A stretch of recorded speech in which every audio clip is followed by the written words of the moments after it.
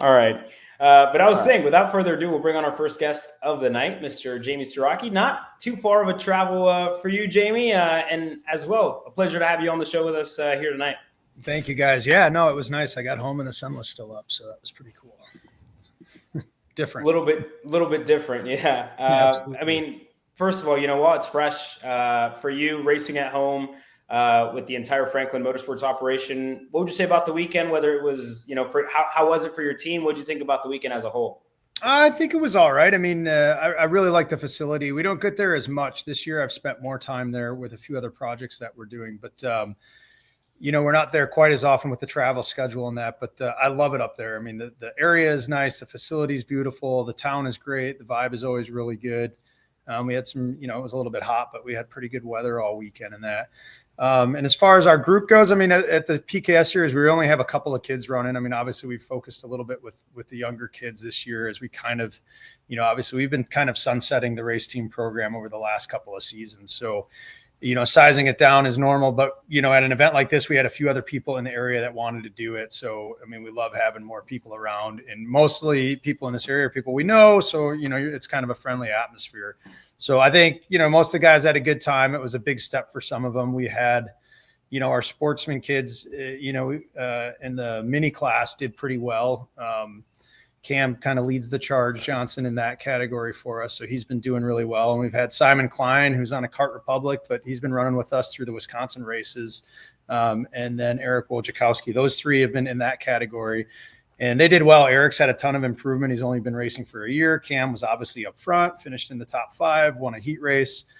So still kind of improving every step of the way. They all work with Jason Birdsell, who's always done a good job with that age group. And then we had a couple of micros. One micro, he runs up there, but he just started in the 2-stroke stuff this year. So Evan Leash, and he did pretty well. He got knocked around. So his big takeaway was like, man, it's more physical. We had another youngster, Darius Zaremba, who was like his second time driving a Swift. Well, he did a club race the week before, and he was within like 6 to 8 tenths of the front runners. So we're like, let's do this. It's a good experience. It's close to home. And we had others in there. Cash Perkins, who hasn't been running the whole series, ran in the senior category. He had good pace on and off. My son Brandon ran in the junior category. And another junior, Pearson Gulseth, from up there. We had a Masters with Eric Schumacher. So we had a nice mix of different people, which, like I said, at this series, it's been pretty small.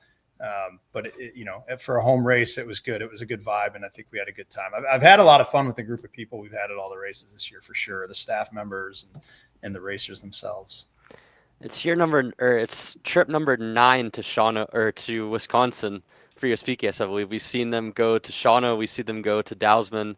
We see them go to Road America. As one of the 2 or 3 kind of normal to big size operations that run in Wisconsin, how special is it to be able to run these weekends where it's at home for you at a series like USPKS? Oh, it's great. I mean, like, you want to think you have a technical advantage. And for the most part, some of the drivers are much more comfortable because they're familiar with the circuits. But because we don't do every series, every race, every track. So when USPKS goes to a race, we haven't been there for 4 weeks prior to.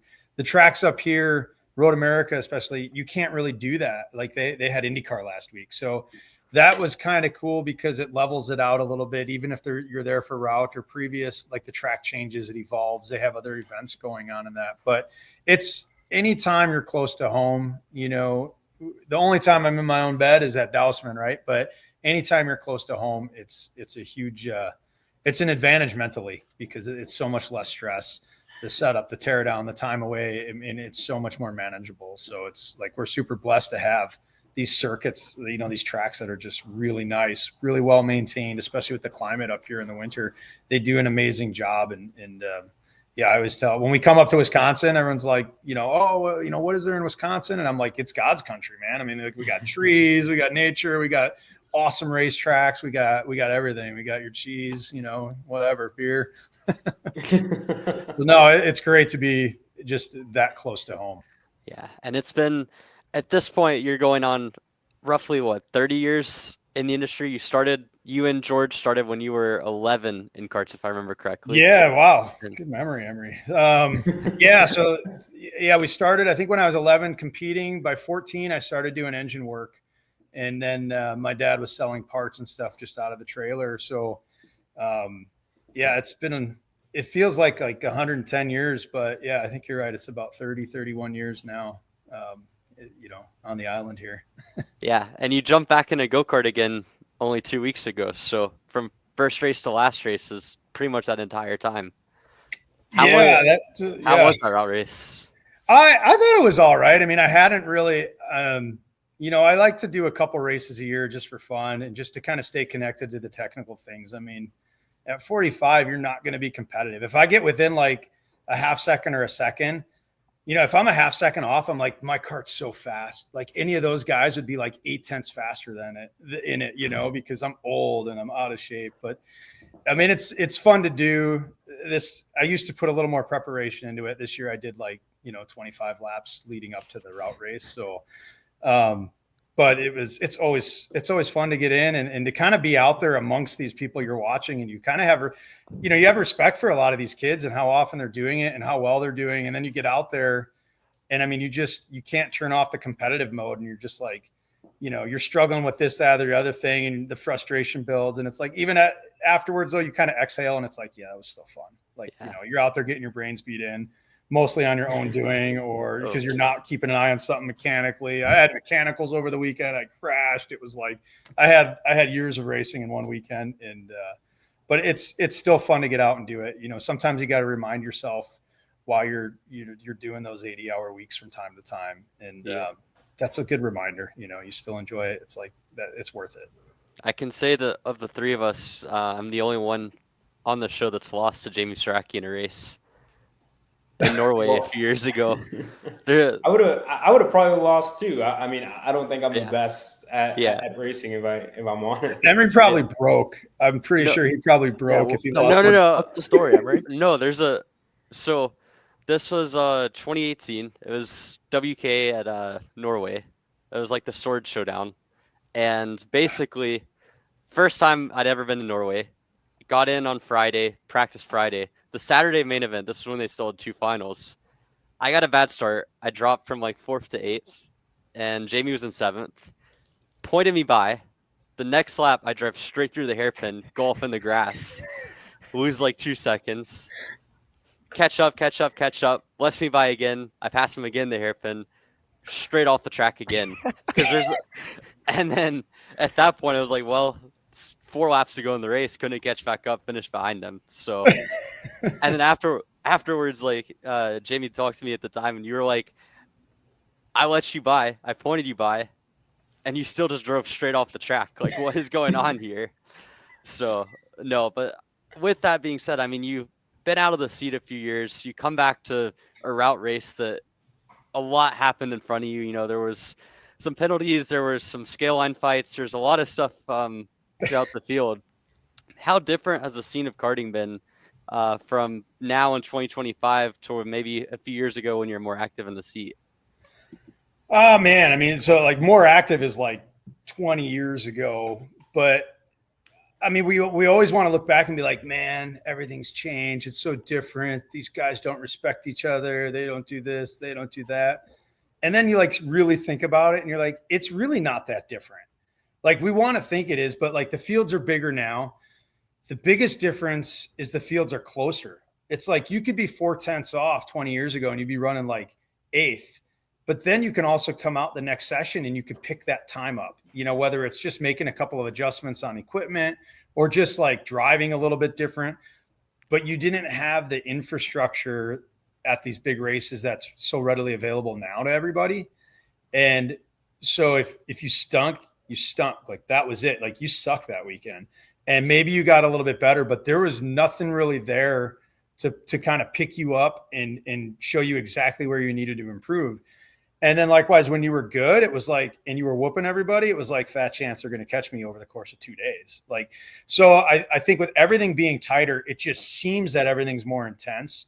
But I mean, I joke with some of the guys that we're working with now about like, hey, you remember that guy? You remember that time you punched that guy in the scales or when you ran that guy off the track? And you laugh about those stories. And then you have to think about them when you're like, man, it's so rough out there. It's so different. It's like, man, really, it's not. Like, we might view it different because you mature, but I mean, it's not that different, like that intensity and stuff. And things have changed on track because there's more body work. So it's different, but it's like, people go, well, it's rough because there's body work. I'm like, not a lot of people flip now, man. Sometimes it was like 4 flips in a weekend. So tell me that it wasn't rough 25, 30 years ago when we had those incidences. Maybe the leaning and the minor stuff is at a lot higher volume right now. Sure. But the equipment lends to that. Some of the pressures from outside, I think, lend to that a little bit, but it's not the Grand Canyon is not the void between, that's for sure. So you associate the fuels being closer now to the readily available like information that now teams and drivers have? Oh yeah, for sure. Because I see people that are new and they're getting up to speed quickly, and it's super impressive. It can be frustrating too at times as someone with experience, because you're trying to wrap your head around what you've done and how you've progressed. And then somebody that comes in and then like within a year, they're really close to you. And it's like, whoa, it took a lot longer, but it's different. Like they took a different route, or they did more events with this type of attention. And, that gets down to the financial side of it, like what you're capable of doing and what program you're capable of running. And these programs, they are amazing. Like when I look back from 20, 30 years ago, what these teams can accomplish with drivers now, it is super impressive. And I mean, there's an industry, almost a separate industry created off of it. And for good reason. I mean, these guys are borderline miracle workers in certain situations. What has been like the number one thing that you've noticed when like developing a driver, doing like little workshops at different racetracks? What's been the number one thing that you're like, that drivers, in their early stages need to work on the most? Or is it different between drivers? It's always different. And I mean, I don't follow along with them as much anymore. I mean, I used to coach a lot more, do a lot more one-on-one stuff. And now I like to go like the first day or first couple days with somebody, like, hey, now I've got this guy. And we've been doing a school at Road America, which is awesome, right? It's for new people and people with limited experience. So I like working with them at the early stages because it's real fulfilling, right? And you get a lot of progress out of them in a short amount of time, but it's totally different though, each person. Some of them, it's like, wow, that kid's like, we got to dial him back because he just doesn't know how to use the brake. And then you got this kid over here who's just like afraid to hit the gas. And then you've got another one who is just driving like on the complete, wrong side of the track all the time. So it's different with everyone that you get. So the neat thing is having the recognition of where the biggest chunk of time is that you can get for them in the shortest amount of time. So most of the time I spend with drivers now is either at a 5-hour school or maybe a 4-hour one-on-one lesson. Or we come out of like a lesson or a school and we do a couple of club races, and we're just kind of like working on the very entry level things with them. But it is different for every driver. So, but the ones that have the potential. Like you'll watch, like, well, I'll watch a kid and within like 3 laps, I'm like, when we do the school, we break up into groups. And my brother-in-law, Steve Welk, who's a longtime karter, but also does a lot of spotting and different race series and that. And so we're doing the school, and I'll watch, and I'll be like, yeah, that kid's in my group. I'm taking that kid right there. You just tell because like you hear the footwork or you see them in the lead follow and they don't want to stay in line, right? They're falling back and they're speeding up, and you're just like, yeah, that kid, like that one's got some potential. But yeah, they're all different.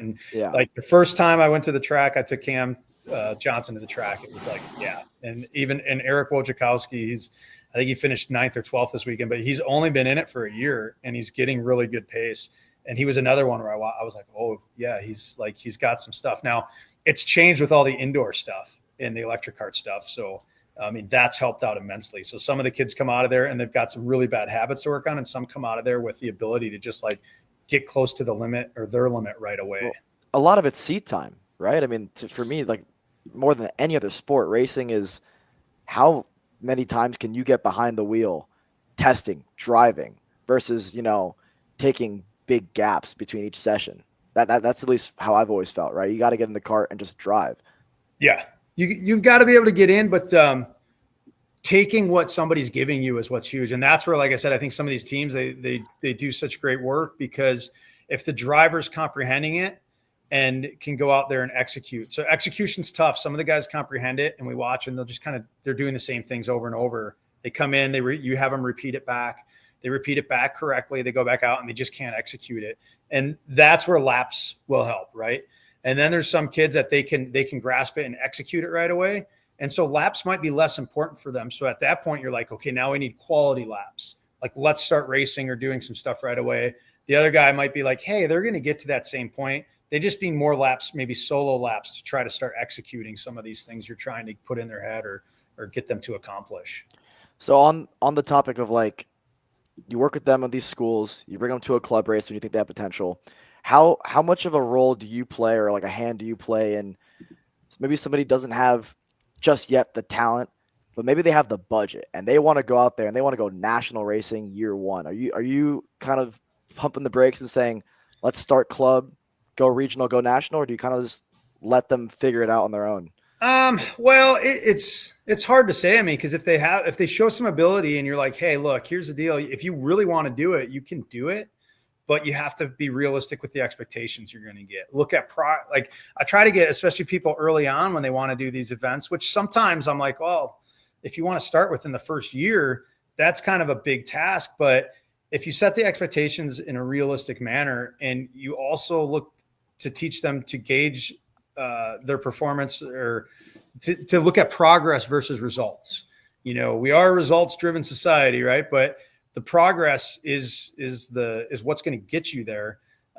So if they want to do it, you try to help facilitate it. But I mean, like I said, we're stepping back from that type of role. So, I mean, I don't mind guiding people like, hey, if you want to run, maybe call this guy or that guy.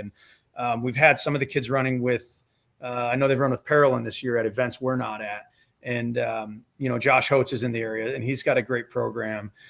Depending where they are logistically, maybe these are things that we can help guide them to after we kind of get them in that first step in and kind of see where they're at and what they want to do. But my recommendation is always ease into it with some regional or local, and then maybe regional and national. But like I said, I took a kid this weekend, put him in the micro class, and it was like his 5th race. Now, he had done some fat kart stuff. He did a lot of indoor stuff.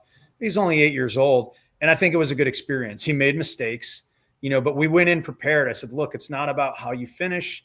We just want to see how your kid responds to this type of event because he's got some potential. And so I think it was a good experience. And in the final, he went a half second faster than he went all weekend. And he was like within a second. And I'm like, that's really good. Now let's go, okay, all right, what do we got to do? This is where we want to be. What do we got to do to get there properly now, or to be ready for it? Because, we're not going to travel across country with somebody that new, but we if it's local, we can give them that experience and then they can kind of see where they're at. But the expectations for sure have to be realistic. And then, you try to build a plan for them, even if it excludes yourself from it, but build a plan to get them where they want to be. So then on that topic, right, I've never asked this on the show before, but it's been more and more of kind of like an epidemic, I guess you can say, where you bring up expectations, right? So like, let's say somebody's new to the sport. Maybe they're not ready to go national racing, but they can afford to do it. So you set the groundwork of, hey, here's what's probably going to happen. And if you learn to love the process, it'll be okay. So with that, maybe people don't have the budget. So, okay, you go club or regional racing. What's kind of like your viewpoint of, say, like a team bringing in like a powerhouse driver to just test on a club or a regional weekend, maybe a couple of drivers, and all of a sudden that regional becomes a super regional, right? Where you just brought this kid who's now finally got to the point where he can go regional racing. He's got to race against 5 of the guys that race on the national scene. So all of a sudden now his best chance is maybe P6 instead of P1. Yeah, I mean, I don't really look down at that, because if they've checked the boxes at the club level to kind of step up, and we go, well, now that regional is like a national, well, then where do they go after club if they want to test the waters for something new? So I love regional racing because it is kind of a melting pot of the top level and guys that are just, they might be dominating at the club, but they're going to be a back marker there the first couple of times. So I like it because you can test yourself in regional racing. I mean, technically regional is a geographic type deal, right? So it's closer to home, so it keeps the cost down. And I think that's something we overlook. I mean, so often everybody's so focused on the 200 drivers that keep showing up to the national races. We're not really thinking about the feeder program. And I'm one of those guys that's like, why don't we have 500 people at these races? Why aren't we running heat races in all the classes? Why aren't we running 5 classes with 100 entries in each of them? Right. And it's kind of gotten to a point where we're limiting the participation because of some of the costs and stuff. Where the regional, they can still run against those guys, but it usually is at a lesser cost. And travel's a lot of it. How many days they're on track is a lot of it. I think those things help keep people engaged, and it doesn't shy them away if they're not looking at a 5-digit weekend. Yeah, I actually want to dive into the cost function a bit, because I feel like you have kind of a unique perspective as someone that now has kind of a bit of a scaled back team in the mid 2020s. 10 years ago, you had one of the biggest teams in the karting paddock. Maybe not every year, but certainly if you're looking at the numbers, you had up to 15 to 20 karts in your tent at one point.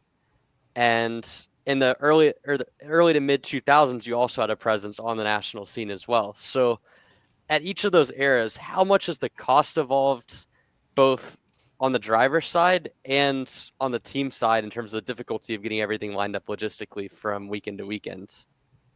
Well, I think, obviously the costs escalate, right? The costs escalate. If nothing changes, the cost is always going to escalate because the cost of living is going up. Everything's always on the rise. I look at it now, and part of the reason we scaled back is because we have a lot of different facets of our business. And if that one became too large, it started to take away from other things, but it wasn't quite to the point where we can sustain a set of employees strictly for it. Right. And I've always wanted to be more hands-on. I'm horrible management, right? I'm going to micromanage everything, or I'm just going to get in and do some of it myself. And that's, to my own fault. Right. But at that time, everything was a little bit less. The cost of the equipment, everything was a little bit less. But and then as things evolved, I started looking at what was coming down the pipe, and it's like, holy cow, like tents, so I got some tents, and I hate those tents. Like, I hate setting them up. I hate tearing them down. I hate maintaining them. But I'm like, you kind of need it. And I'm like, I looked at it and I was like, it's great. When I go to the hotel at night, I don't worry. Everything's good because everything's super secure and it's really nice. Okay, that's worth it. What about a truck versus a semi? Well, if you put more people in there, it amortizes the cost. Worth it, if you can get to that point. So I look at some of the teams that are the highest expense with all the nice things, and I do these breakdowns, and people are like, that's crazy. That's too much. And I'm like, yeah, it's a ton of money. Like, I can't fathom it. Like, a few races is like my salary, but I'm like, but I've done the breakdowns, and these guys are pretty fair when you start looking at all the expenses that go into it, and the personnel and the travel and the preparations and that.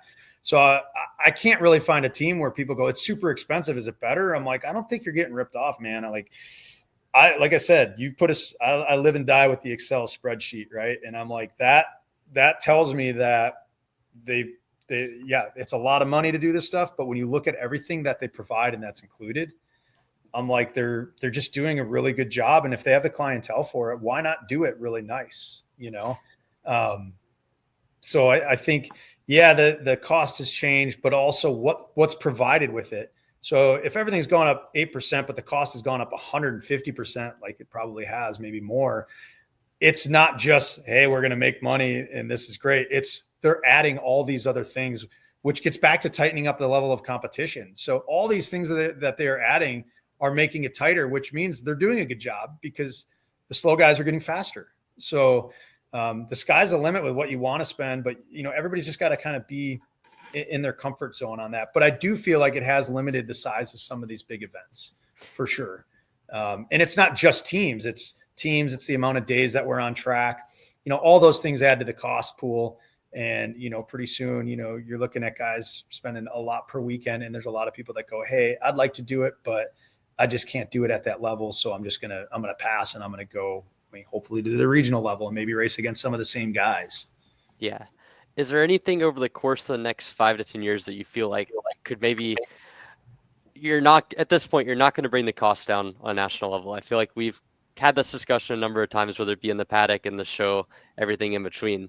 But is there something that you would do if you were the emperor of all of US karting to maybe make it more lucrative for teams or more lucrative for customers to be on a national program?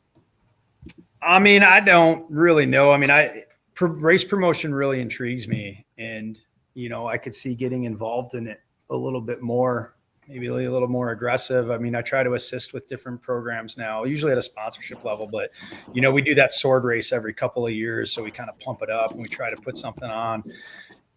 So that stuff really interests me, and maybe as we shift directions in certain things, that might be something I dabble with more. But until you really sit down and look at it, it's hard to say where you can find benefit for those teams. I think what we're missing on that stuff is involvement from outside of karting, but you have to have a sellable product. And I think like you guys, the whole Kart Chaser program can bring about that sellable product. And I've had a couple of short conversations with Xander, and it's like, man, you guys really hold some keys that might actually be able to integrate more outside interest in karting, which, the more eyes you have, the more potential for sponsorship or for advertising opportunities, let's say, for different types of companies and different people in that.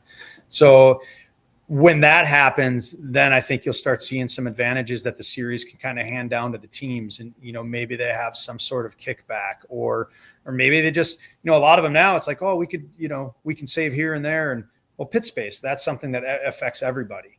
Right. So when you see some of the series bringing that down, I think PKS brought it down last year a little bit, and it's like, yeah, it's great. It doesn't really move the needle a lot though. But, I think they're doing the best they can with what they have.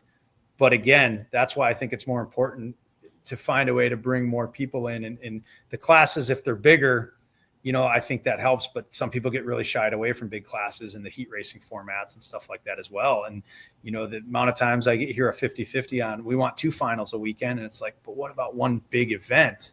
It kind of raises the level. So you kind of get you get a lot of mixed opinions on even at that level, from how the series put on their races, the formats that they use. So like, how could they kick back and work with the teams more? I think just, being a good listener to the teams, I think is huge. What would be your ideal race weekend if you were in that race promoter, seat? I think temp circuits probably pose a big advantage, because I think it would be cool to have like a 3-day weekend versus stretching it out. Now, if I'm a team, I want a 5-day weekend. I want 5 weekends in a row at the same place. Right. And I totally sympathize with that, because that helps them drive their costs down for their drivers, or it allows them to make more profit, which, I mean, look, if you're doing 4 or 5 weeks straight, you should. I mean, that's a big grind, but I think shorter races, but I don't know what appeals to the drivers anymore. I'm old, and like, you don't know what some of these parents and some of these kids would be into. I think it's cool to be like, hey, go to a track or something that people aren't at, and then just like, you get 3 sessions and it's go time. Like, let's do more racing. So maybe Thursdays move in, and maybe Friday you do like 2 rounds of practice, and then you qualify. And if you have less classes, but you got runoffs, maybe you get a heat race in, and then you just run heat races on Saturday, and then you build up to the one big final. And, this weekend's kind of like that, in the bigger classes, you got 3 heats, but less practice. And I think with all the infrastructure we have with the teams, like, hey, the teams, those big teams are going to shine. It's going to help their program, but less practice, it cuts the cost. It allows more people in. So the entryway is bigger, because more people can afford to do it. And, like I said, if you can work it with some temp circuits, or maybe some tracks where you change the circuits a little bit, I think that would be kind of cool. I was talking to a customer this weekend, and he's like, it'd be cool to have a Wisconsin championship. And we were like, yeah, it should be like 6 days straight, just in Wisconsin, but 2 days at Shawano, 2 days at Road America, 2 days at Dousman. And like, everybody drives down together almost, and you get like 4 sets of tires for the whole stretch, use them how you want. And, I was like, that's a cool idea. Like, yeah. But I mean, it's like, what's going to stick with racers and what's going to bring entries in the door? And, because as a series, you have to sustain, you have to, have the resources to put on a good program too. So listening to the teams and the racers is your number one goal. I feel like I don't know if you had something to add to that, Caleb, but on my end, like, I just feel like I'm on the same boat as you, Jamie. Like, from talking to drivers, talking to teams, I don't even know what they want, right? Because on one end, right, we introduced the pro show for the pro guys. And then, like, we still have it, right, for SCUSA and for Stars. But, you know, all of a sudden, what this grand idea was a year ago is catered more towards the drivers. And again, like, that's fine. But the idea of the pro show was to make it this big spectacle. And then the kickback to that was, well, the team said, listen, like, half the pro field are paying customers that want more track time. And to get more track time, you tend to add more practice or more heats. Instead of the one main, you get two mains. And then it's like, okay, but then again, now you're going back to making the pros equal to every other class. But I'm with you. I think that's my favorite thing about the Stars format. Friday practice, that's it. And I'd even argue it's too much practice. I like the 2 practice idea. 2 practice qualify. Go out there and qualify on a Friday. Throw in a heat on a Friday too. Why not? Right? So Yeah. I'm with you. And I think we also raced a little bit too much. Like I think this weekend, I think 3 heats is the maximum a series should do. And if you do 3 heats, there's no pre-final. There's no reason to have 5 races in a weekend for one class, right? Because then it also drags the days on. And I'm going to give my props to USPKS because we were done at noon racing on Sunday, which is how it should be, right? Instead of super long Sundays where most people either have to get a flight Monday, which adds hotel costs, adds travel costs, adds a lot of cost instead of getting out there Sunday, right? But number 2, I mean, people after a long weekend, as much as we love racing, are trying to get out of there as quickly as they can, right? They don't want to pack up their trailer till 11 o'clock at night. So I think there's a lot to be said about what you're saying, and I'm in agreement with you. I'm just throwing out there the fact that, like, from what I've heard around the paddock, I don't really even know what people want nowadays. Yeah, you get different feedback all the time, and they want laps, but then the weeks are too long, and you know, like you say, they want races, they want a big show, and I think PKS's format's awesome, and Sunday feels big because you're going out there for one race, and then they want that big race, and then they're like, yeah, but we should have 2 a weekend, and then it's like, it's not a big race, man. It's just like any other deal. Like the clubs run 2 a weekend on the double headers, like, you know. And so you're right, though. It's like, you know, what do they want? And you know, if there's 200 people, you're going to get like 20 different answers of how to do it. So Yeah. you can't make everybody happy. Yeah, I feel like our next topic is kind of on that same line, right? Of like, what do people want? What do racers want? What do series want?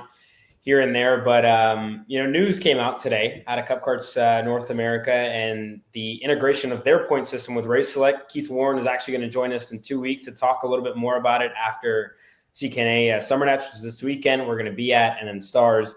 But yeah, we'll go over the release here quickly. That's actually too small, so I'm gonna move it around here. But that being said, they pretty much, to summarize it a little bit, right? They're adding it with the help of Race Select. CKNA is integrating it here for this next weekend. We have the full rundown of the points as well, and then as well, TSRS is integrating it with Race Select and Keith Warren in 2-3 weeks time. Whenever we go to Crescent, Texas. This is something I think that's been in the conversation for quite some time, right? Of integrating a point system like this. I think it's super cool to see this being added. I'm a fan of it. I do think, you know, looking at the points, which we are going to get into here in a little bit, I'm not, you know, it is very new. And Keith says it here in this statement too, that there is going to be growing pains to this. It is going to get tried. But I'm personally, from my side, from a fan side of things, for waiting for something like this for years. You know, I could date back to Casey happy hour episodes where, you know, you heard Xander talk about this. You heard a lot of people in the industry talk about this. I want to hear from you, Jamie, right? Seeing this, you know, point system now integrated, you know, what are your kind of initial thoughts? Well, I applaud them for putting it into play because, I mean, I've been around different series for a long time, and sometimes you'll talk to some of the promoters or the race officials and that, and they're like, oh man, this guy again. Oh, we always have a problem. And it's just like, well, this might help with that, right? I mean, because they can only get in trouble so many times. The stuff carries over. I think it's huge. I think there's going to be some bumps. There's going to be some tweaking that has to be done. But I think it's something as often as some of these people are racing under kind of the same jurisdiction, I think it's important that something like this starts to get some momentum. and I think it'll, people, they're going to make decisions differently when they know they're at risk of maybe missing some races, and again, some series are like, they don't want to turn anybody away. They're worried about pissing off one guy because they give him a penalty. He's not going to come to the next race. It's like, if you need that one entry that bad, where you're going to tee off 4 or 5 other people because you got the same person causing problems or making the same mistakes that are costing positions or places for other people. This is a good answer to that. And again, there'll be growing pains. There's going to be some tweaks, but you got to start somewhere. You got to stop talking and you got to start doing. Yeah, here we'll actually take a look at the points here as well, see if this is a better angle for us. But yeah, this is kind of the way that the point structure looks like. To me, we talked a lot about Emery, Alex, and myself. We talked about, the swerving, which is, I think, one of the biggest ones, and avoidable contact being 4 points, down to swerving, which is 3 points. Thoughts on that a little bit? We've obviously I think swerving's been the biggest thing, right? That we hate to see in our sport and that we don't want to see in our sport. So I think, me personally, I'd like to see a little bit heftier penalty for that. And I think avoidable contact, stuff like that happens from time to time. It's all due to interpretation, I think. I mean, on my end, I think like there's a couple of things that stand out to me, right? And I'm in agreement with everything that's been talked about so far. This needs to happen. Every series needs to adopt this at some point, right? And the goal, ideally, would just to be like a super license situation, right? Where like every kart race is the same, right? Like, it should not be where you can go out there and destroy somebody in one series, gather these points, get disqualified from an event because you've accumulated a lot of points, but then go to a different series and be perfectly fine. That's just me. But like, looking at the point structure, right?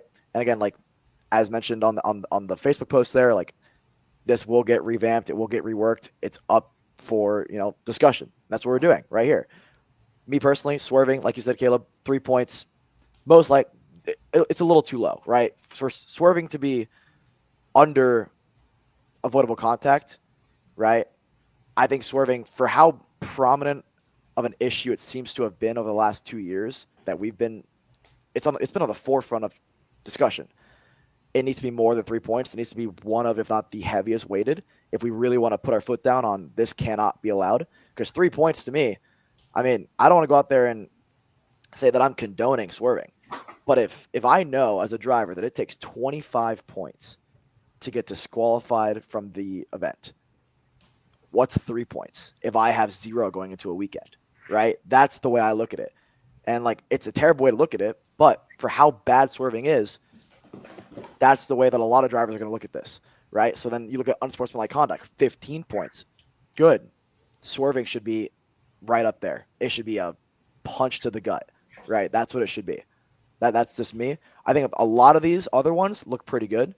I understand, like, as harsh as it may seem, losing equipment, 4 and 6 points, that's just part of the rules, and it's a safety thing. So I think it has to be up there in points.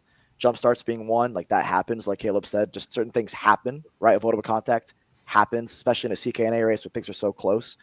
But in certain situations, you have to look at some of these points brackets and be like, what's the thing that can cause the most damage?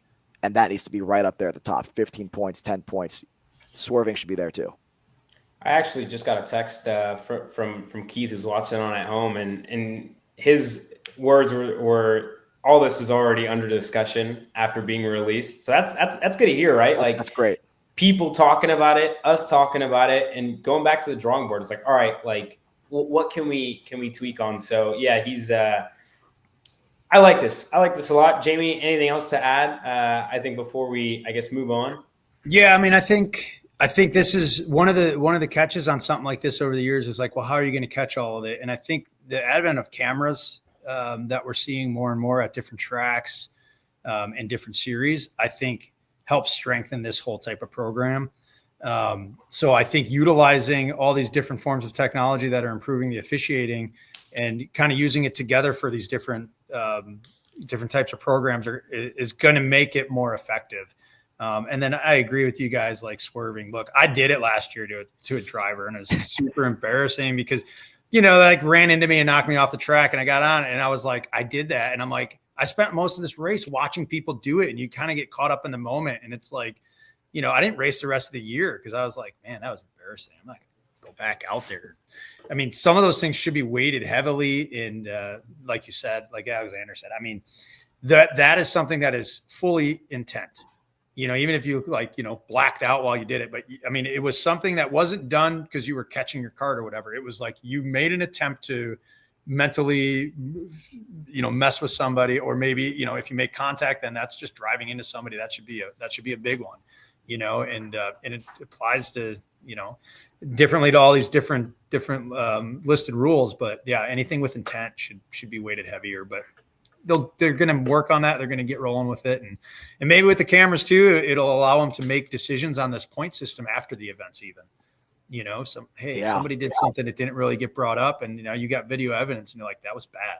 Like, I know it was for 20th, but that was bad. And that guy should get some points. So I think it'll be a good program as the years go. Yeah. One thing I want to bring up on this that's kind of related to the entire system that I'm curious how it gets addressed is someone that is racing two classes. Say this past week, and you had Joe Turney, you had Paulie Massimino, Zach Clemente. ZCD, in this case, based off of his actions in the K senior final where he picked up 3 avoidable contact penalties, his penalty in the X30 final would have put him over the 15-point threshold to disqualify him from X30, despite the fact that, if I remember correctly, that was the only penalty he got in X30 all weekend. How do you officiate drivers that run 2 classes versus 1? And is that a consideration? Is something that I think I'm curious to see how that gets implemented. But I feel like that's big in CKNA as well, right? You have drivers even doing that's 3 exactly classes. So that, I think, yeah. Is there kind of a counterintuitive point on it where if you're someone that's doing the triple and hey, like realistically, I might run in 3rd and heavy, but in medium or light, I'm going to be maybe 10th to 15th. Do you risk running those other 2 classes if you know that, hey, it's CKNA racing, a lot of elbows out driving, a lot of potential to get 3 or 4 penalty points in a heat race? Do you take a step back and only run one of those classes? I think, and in that case, does the series limit it to being by class or by driver? Because that, to me, is an unintended kind of after effect of this that might, at least on the national scene with K and X30, it's one thing, but certainly in CKNA races, it's going to be fascinating to see if that has any impact. That's a great point. I mean, but I think you're out. If they're points for the driver, it's points for the driver. If you enter the classes, you run the risk. You got to be a little bit cleaner. Now, you can get into a licensing program when you get into the pro and the semi-pro, but it seems like those classes are so blended that it's probably the same. Just go, you go with the driver. And they're making the decisions out there. I think the coolest thing about it all is I just got confirmation from Keith as well, is that this is free for any series that is using Race Select. So if you're already a series or a club that has Race Select for your entry or software for the way you're doing things, like, this is free for you to try and test out. So CKNA, they're on Race Select. I know TSRS is on Race Select as well. And those are the 2 series. Again, we're going to see this happen this weekend and 2 weeks from now. But moving to our last topic here, Jamie, past couple of weeks, I think first I heard of this was back for the first round of SCUSA when we were here in Houston. We talked not as much, I would say, in Cincinnati, but I heard it again this weekend where I think people were going even deeper into like looking at serial numbers and stuff like that of tires, right? This new iteration of MG tires. We know it's been difficult for a lot of people to kind of get into the groove of or learn of, being a new, I think more, they say, is it synthetic? Is synthetic the right word? Am I using the right word? Or real? I don't know. What am I? Or I guess a better rubber am I on the right page here, fellas? Yes. Yeah. Okay. So, what is your kind of, what's been your thought process about this? What have you seen? What have you learned from the new iteration of the, I think it's the SKH2 tire, which is what it is now? I mean, it's progression, whether it's how they're making the tire or the materials they're using, I think. But, we talked a little bit earlier, and being able to maintain consistency, I think there's a range that they fall in. And, you might get a complaint maybe if somebody has one end of the spectrum to the other. But for the most part, it's probably not that big of a deal. But I mean, there's no getting around it. There's going to be variances. Everything that's built has a tolerance. So it's just a matter of, again, are you getting something that's at one end of the tolerance and then the other? Nothing's perfect in production. I mean, you see CNC machines making errors, on certain things from time to time. So, how things are made, I'm sure the ambient temperatures, how quickly the line moves or whatever, you're going to have some variables in there. And I think there's much worse situations. And over the years, there's been probably bigger variances and deviations in them. So yeah, maybe guys are seeing some, but I think in the grand scheme, looking back over the years, we're still pretty lucky on this side of the industry to have it more minimized, but it does make a difference. You have something in your setup might change or that, but you just got to stay on top of it. But I feel like the newest tires have worked more. I feel like the rubber buildup is a little bit more. I know Badger last year completely transformed after PKS. Road America kind of transformed this weekend. So, I'm sure stuff's different, or it's just the temperatures. We got hot temperatures this weekend. But I like when the rubber goes down and works into the track. I think the karts do more like they're supposed to. You can see more with the karts. You can watch, how the karts move and react when that grips down. So, I mean, I like evolution, and I like when things are changed, like on a scheduled change, because then it's like hitting the reset button, and you got to relearn it. You got to redo it. The big teams will have an advantage, but it's still kind of like a fresh start for everybody when they do have those periods or those cycles where they go through. Yeah. And on the variance talk too, I think it's important to note that if you look across the other side of the pond, there's been a lot of controversy this year with Dunlop and kind of the FIA karting championships and what we've seen in terms of tire variants for them. So on the spectrum of, like, we're not talking about delaminations, we're not talking about like tires completely falling apart. This is entirely kind of relatively minor discrepancies, I would say, even to take the people that have been criticizing them. It's not a safety concern. It's not a like massive competition imbalance. And I've had a few discussions with people over the course of the last few days about this, and I think there's some that are more convinced than others that there's been a little bit of a quality control issue this year compared to recent years. But as a whole, I think that we're in a good spot on the USMG. Has been essentially the main tire distributor for the last 8 years in American karting. And the fact that this is maybe the second time that this has been even remotely brought up discussion is a huge positive for the brand and for karting as a whole in our country. Yeah, they've been a big improvement for the sport. And like I said, we're fortunate to have that type of stability and consistency.